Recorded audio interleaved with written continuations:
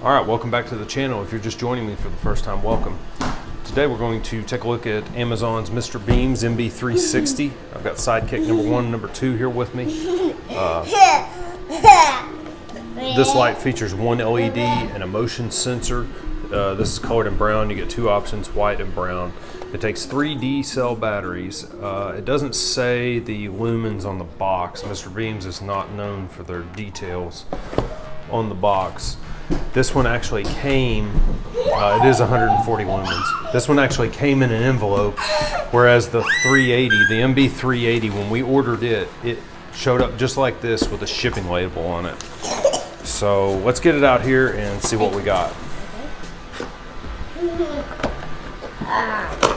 Yeah. And the box is in much better condition than the other one was, I gotta say. Alright, so it's just a little bit smaller. You don't have to build it.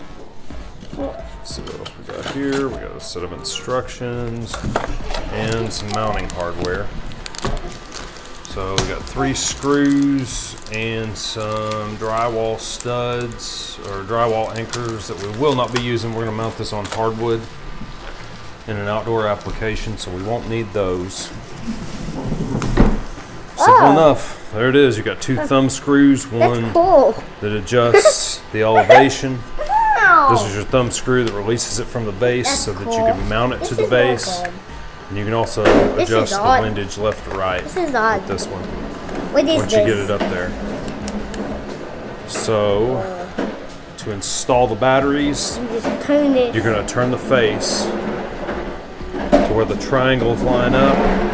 The face pops out. Why does it so look weird?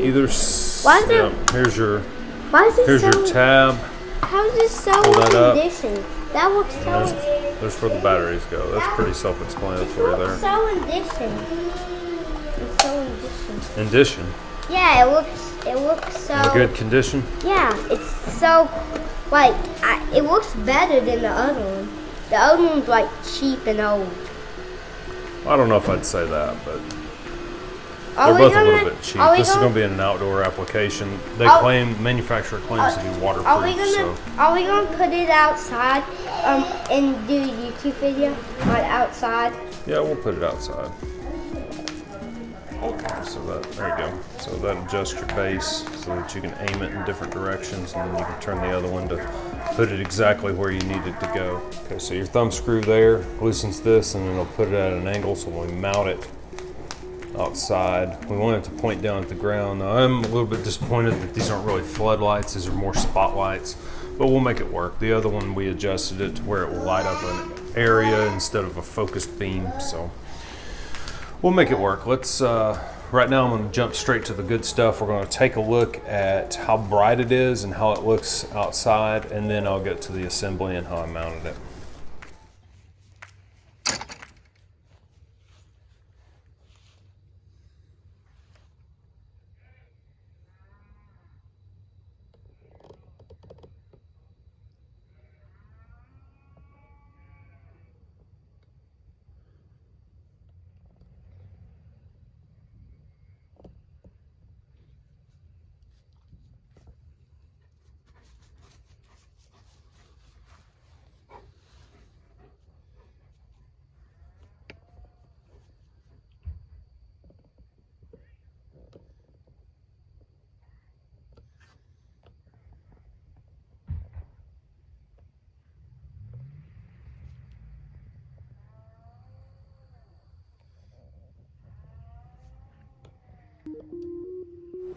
Your instructions, you've got one folded sheet of paper that's your manual basically. It goes over the what I just talked about, bringing the faceplate off, taking the batteries out, putting the batteries in or replacing them. On this side it talks about removing it from the base and actually mounting it on the wall, or it looks like they've got it in siding or something there, I don't know. But I'm going to mount this on a hardwood deck, so the screws, it says to drill a pilot hole. We're not going to need to do that with ours. We're just mounting it on a deck, so. All right, here we are at the deck. Got a spider web here. It's not going to affect our operation any. Here's your base. So righty-tighty, lefty-loosey, you loosen this up, the light comes out. So what I'm going to try to do since we're on hardwood, I'm not going to drill a pilot hole. If I was drilling this in something else, like block or something, I might do that. But this deck, I think it'll be okay. So, try to get this one over on the side. It's a little more tricky here.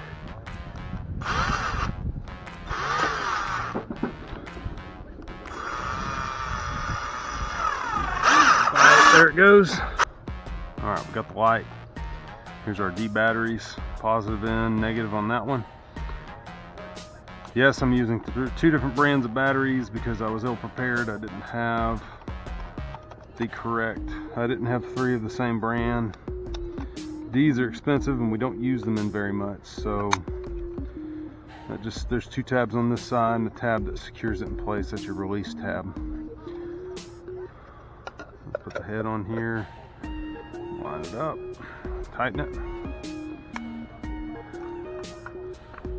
and that goes right there. We'll tighten it up.